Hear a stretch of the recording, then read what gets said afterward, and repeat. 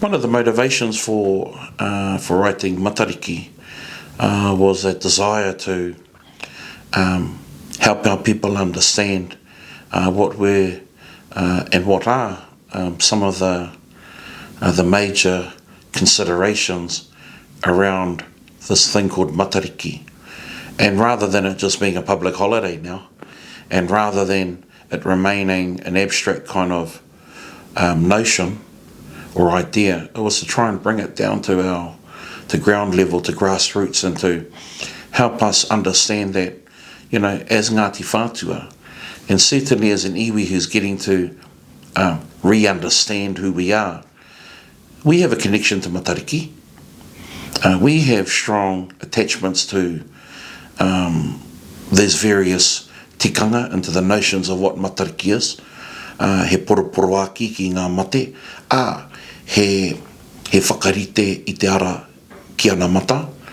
And so memorialising our dead, planning for the future, these are all real things that we do in Ngāti Whātua as well as other iwi. So I was wanting to help our people understand that although it's fairly new, this Matariki thing to our people today, our ancestors and our tupuna, they were really finely tuned to what Matariki, Pūwanga and all these other stars, what they were doing and what they were trying to convey.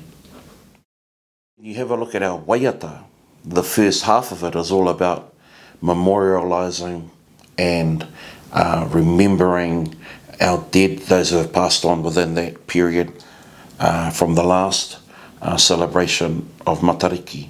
And so the words that we've looked at in that first part of the waiata are attached to whetū, and so you've got words regarding Pūwanga, and Pūwanga is quite a well-known star up here in the Taitukerau and Tāmaki, because Pūwanga actually is quite visible, and as you get the rising of Matariki off the eastern seaboard during late May, June, to mid-June I suppose, you've got Pūwanga actually breaking that horizon fairly quickly, and then you've got Tautoru following behind Pūwanga, and then just down to the left on about a 30-degree angle you've got Te Kāhui or Matariki that comes up.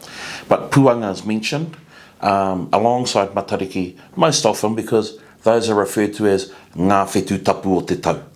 They are the sacred stars that one should look to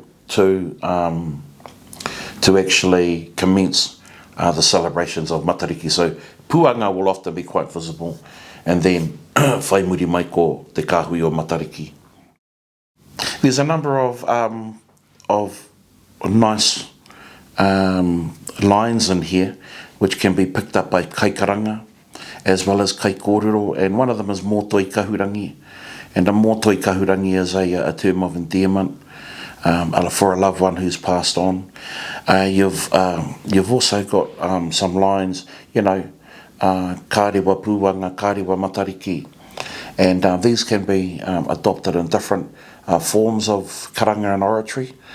And again, I think the crux of it is the remembrance and the memorialising of our people through the year, and that's what Matariki does. Matariki causes us to pause and to reflect upon those ones who have passed on. Now, we do get to a transition in the waiata where we go into this kora kora I hora, and the kora kora is the sparkling of the different stars, and hauhia te uru ora, and what we're saying there is shine upon us, show the pathway forward, bind within us a well-being, so that we can continue the good work that our loved ones began, and that we can carry on and continue with that work. And so there's a lovely transition there, because as we memorialise those who have passed on, we also have to remember that Matariki has another face to it too, And it's that direct tohu tohu. It's the symbolising, it's the instructions that our tohunga read within the different stars of Matariki. And so they would, the tohunga and the respective chiefs, at the right time they would observe Matariki, and the chief would instruct the tohunga to what are the signs that you can see there, what stars within the kahui of Matariki are fading, what stars are actually kei te kora kora mai, which are the ones that are sparkling really quite brightly. And that was an indication as to, well, which of the food cupboards would be strong for the year, or what were the water sources that were going to be a little bit depleted. And so, for instance, if tupuanuku within the kahui o Matariki, if tupuanuku was a little bit fading, it wasn't quite bright, then the tohunga would report that to the chief, and the chief could then make a decision that, the ground fruits are going to be a little bit sparse this year, and so we're going to have to either find another strategy to make up the other food, to fill the pātaka, or they'd have to start maybe their hunting season a bit earlier and make it a bit longer to gather in the same type of kai quantities. So these were decisions that were made on the ground. You get tupuarangi, these were the fruits of the sky above the head, so again, same decisions were made.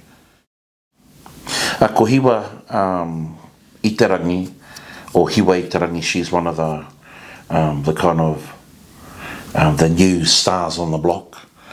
For a long time there were only 7 stars that were generally acknowledged, but within the last 10 years there's been a lot of research undertaken, and the elevation of Hiwa and Pohutikawa as part of that kahui. So now we have 9.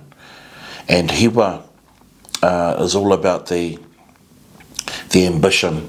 Why? Because Hiwa is about bringing into reality your desires, your hopes, your dreams, your aspirations. And so we've got a big element here talking to Hiwa.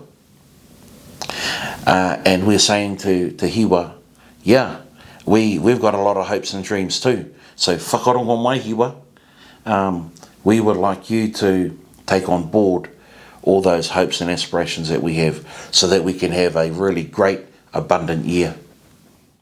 There's a mention of te aka kumara, or the kumara vine, he aka kumara, he aka tangata. It's really important and key, that particular line, because it comes out of our history, and also it's a big part of the reason why we came down and migrated to Aotearoa. And so there was a plantation called Te Pariotonga back in Hawaii, which was shared by Rongoatu and Rongomai. These are the sons of Whakatau Pōtiki. Well, both of them had a fight regarding protocols around the kumara patch, and the end result was Rongomai asking his father Whakatau Pōtiki to build a waka which would become Mahuhu Kitarangi. Now the name Mahuhu Kitarangi is actually connected to Te Pariotonga, because the whakamahuhu was part of the protocol of the harvesting and the actual tending to a garden. And so the naming itself of the waka is remembrance to that kumara patch, and to the reasons why Rongomai and Rongoatu had a quarrel. Also, within the departure of Rongomai, there was a discussion or an exchange of words, he kupu kupu, I wainga I raiwa. And so Rongomai says, noho mai rai te taina, my younger brother, remain in Hawaii, and may your kumara be an older brother for you. And the younger brother retorted, e te kumara, e te tuakana kumara, to my older brother. May you go haere, ko o kumara hei teina mō. May your kumara be a younger brother a beloved younger brother for you. And so out of that came that little phrase, tuakana kumara. Now, tuakana kumara is very, very specific to our iwi, and it's actually a put down he whakaiti. And when you call someone a tuakana kumara, what you're saying is that they would rather put trivial matters ahead of the bond and the love of two people, particularly between brothers, particularly between male whanaunga.